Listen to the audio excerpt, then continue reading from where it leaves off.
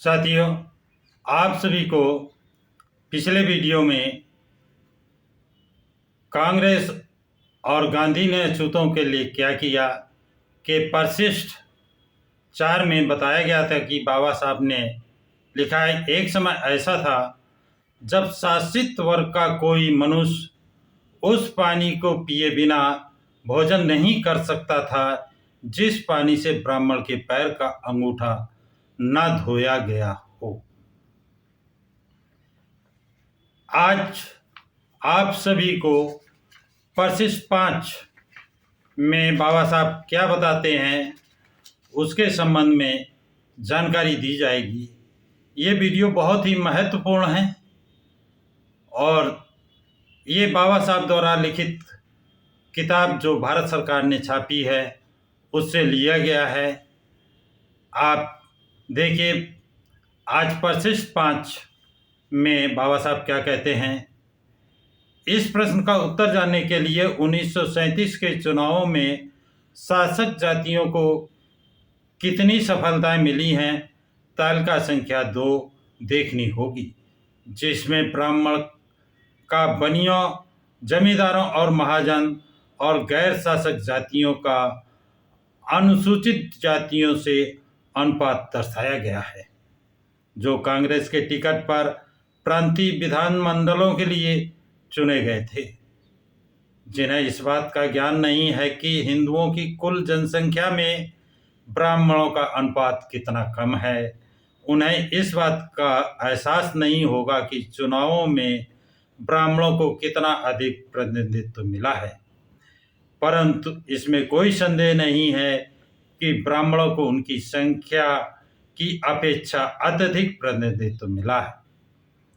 जो ये जानना चाहते हैं कि संपन्न वर्ग जैसे बनिया, व्यापारी और जमींदार को कितना प्रतिनिधित्व मिला, वो तालिका संख्या 3 देखें।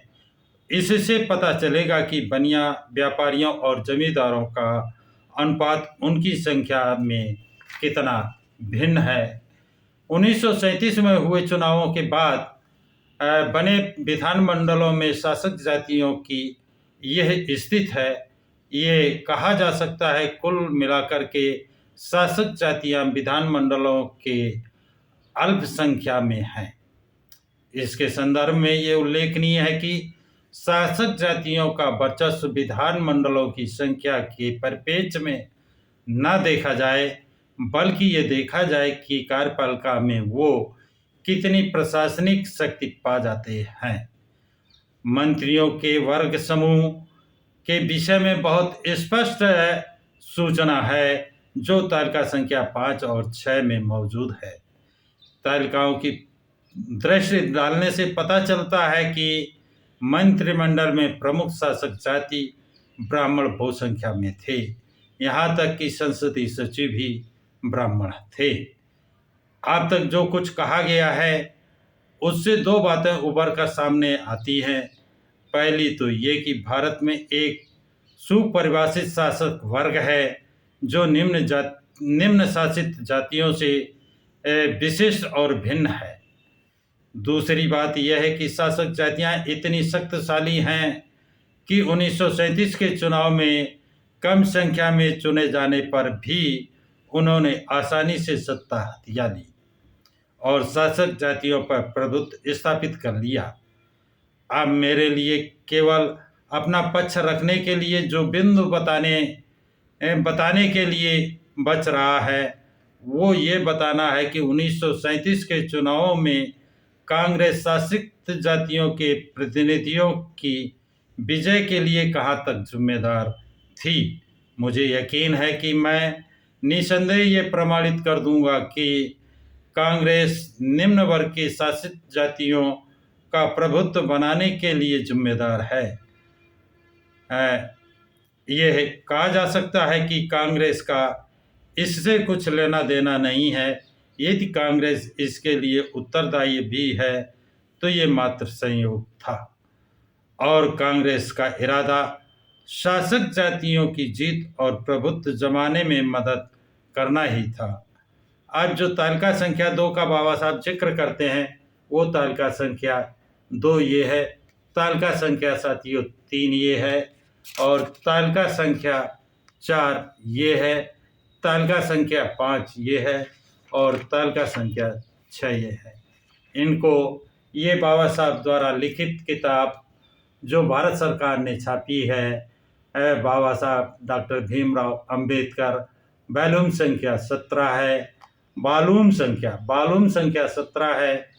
इसका परिशिष्ट 5 में इसका उल्लेख है। अब प्रत्येक तालिका को पढ़कर भी आप लोगों को सुना देता हूँ। तालिका तो 2 में प्रांतीय विधानसभा में जातियों के आधार पर कांग्रेस सदस्यों का वर्गीकरण है, जिसमें प्रांत, ब्राह्मण, गैर ब्राह्मण, अनुसूचित जातियां, अवर्णित और योग इन कालमों में इसे बांटा गया है। आसाम में ब्राह्मण 6, गैर ब्राह्मण 21, अनुसूचित जातियां 1 और अवर्णित 5 टोटल है। योग है 33। बंगाल में ब्राह्मण 15, गैर ब्राह्मण 27, अनुसूचित जातियां 6, अवर्णित 6 टोटल है 24।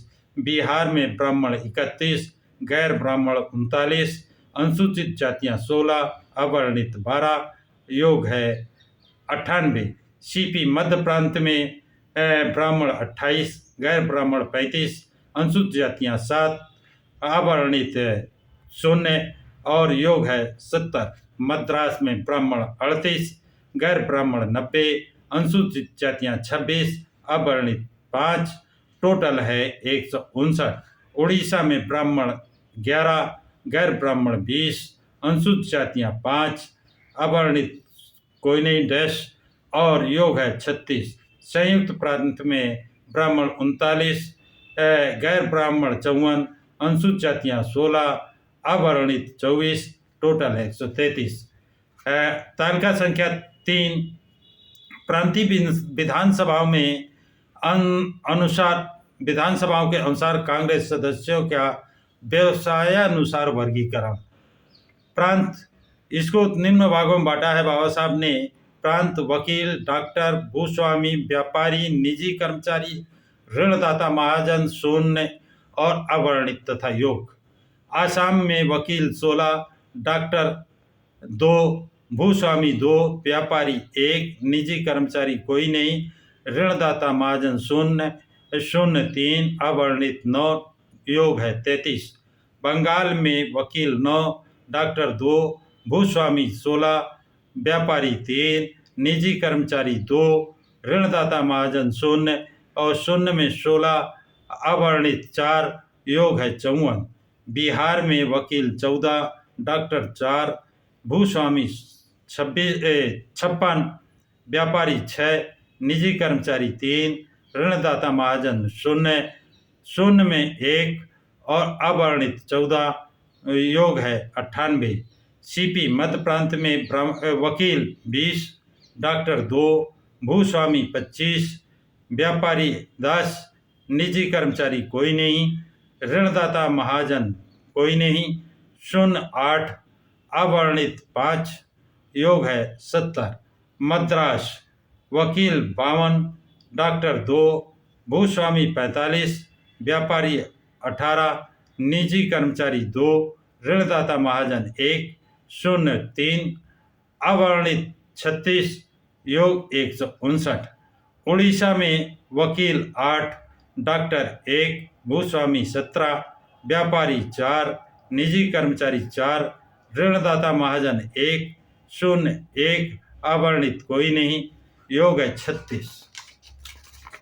अब साथियों तालिका संख्या 4 जो कांग्रेस प्रांतों में मंत्रिमंडल का गठन है उसको बाबा साहब ने निम्न भागों में बांटा। एक प्रांत का नाम, दूसरा है मंत्रिमंडल में मंत्रियों की संख्या, तीसरा है गैर हिंदू मंत्रियों की संख्या और चौथे में 3 भाग किए हैं। मंत्रियों में हिंदू मंत्रियों की संख्या को 3 भागों में किया है। कुल योग एक ब्राह्मण कितने हैं, गैर ब्राह्मण कितने हैं, अनुसूचित जातियों के कितने हैं और चौथा भाग मुख्यमंत्री किस जाति का है।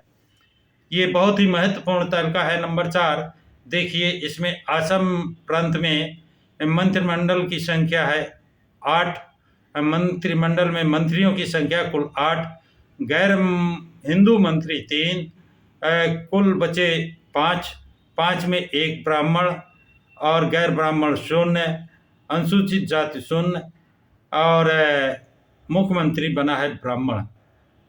बिहार में कुल मंत्रियों की संख्या है 4, गैर हिंदू मंत्री की संख्या 1, शेष हिंदू बचे 3, 3 में ब्राह्मण कोई नहीं, गैर ब्राह्मण कोई नहीं, अनुसूचित जाति का 1, मुख्यमंत्री बना है ब्राह्मण।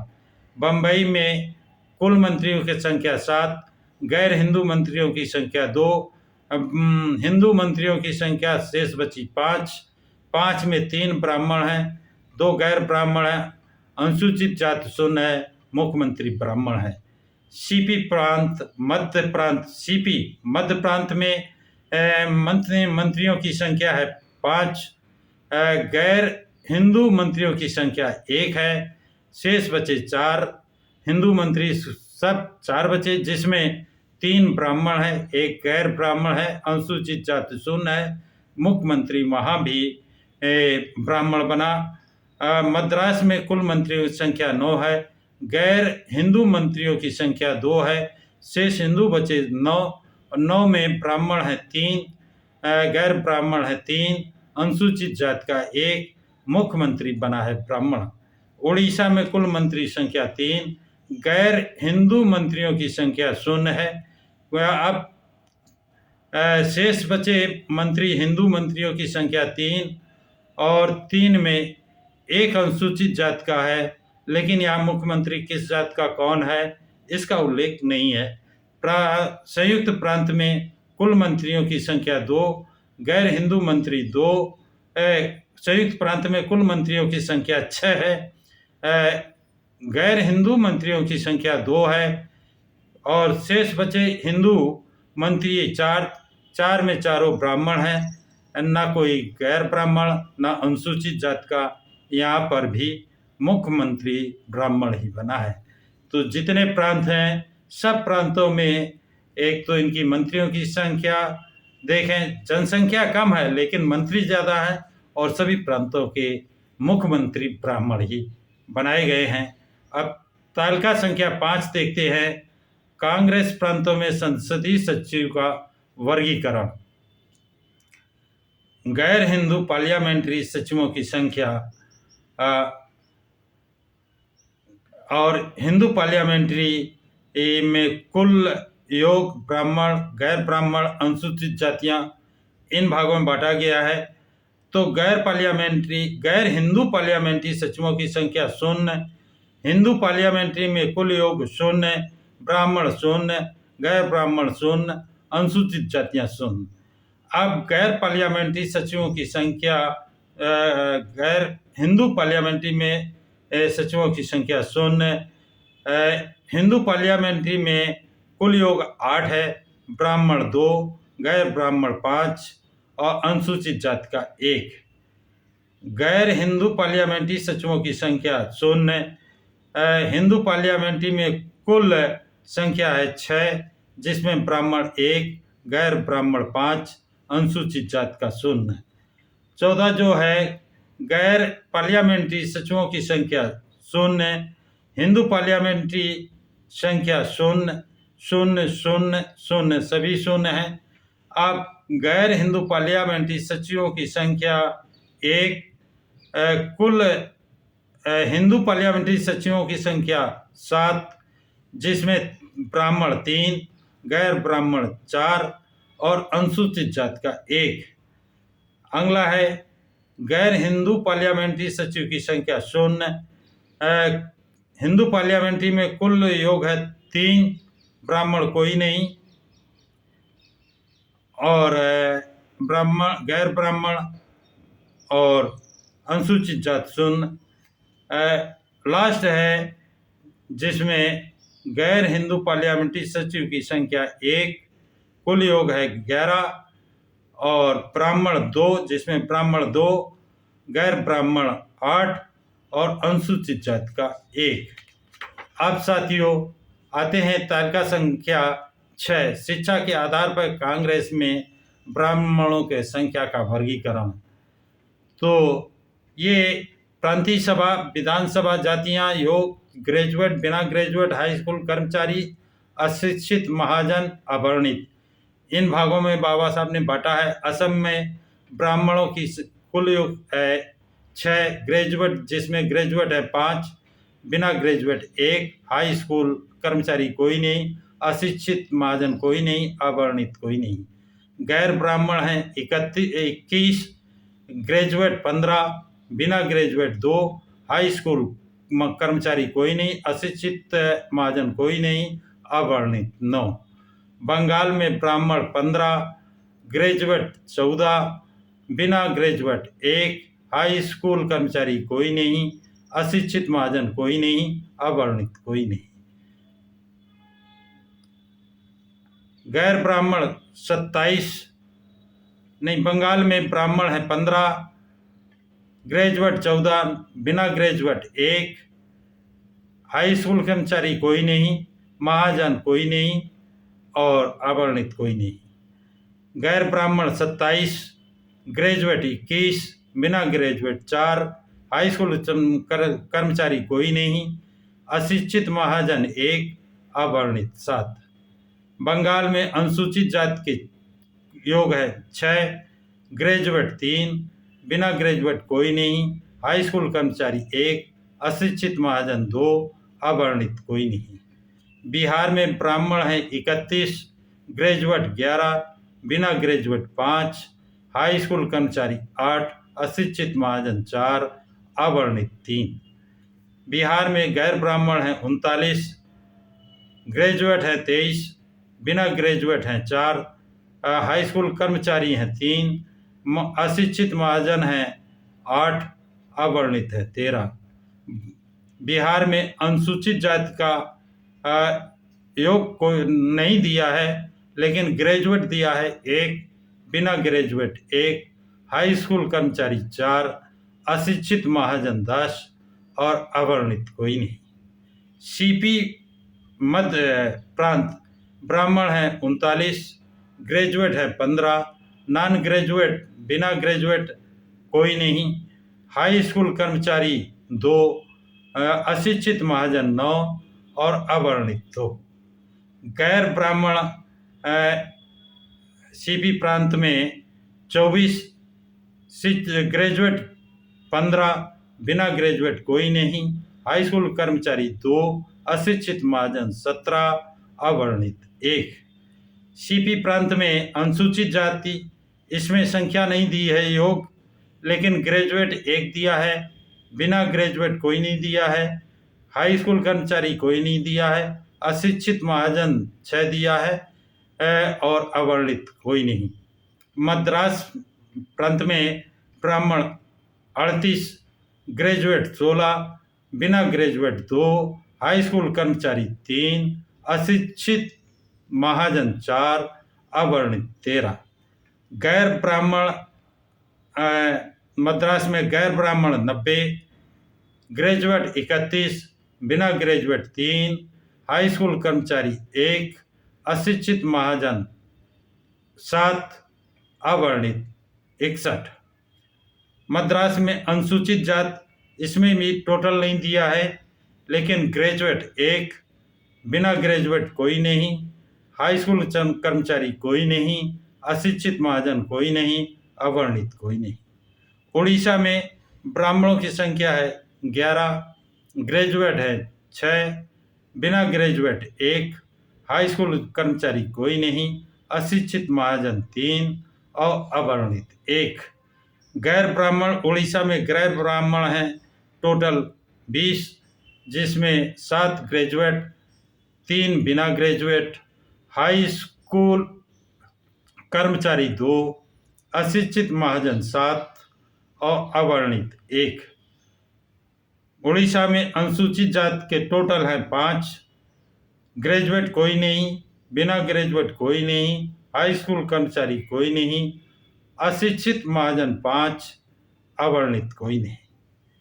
ये है तालिका संख्या 5 का वर्गीकरण जो बाबा साहब ने दर्शाया है। तो साथियों, इससे इन तालिकाओं को पढ़ने से, देखने से स्पष्ट है कि हर जगह ब्राह्मणों का बाहुल है, वर्चस्व कायम है।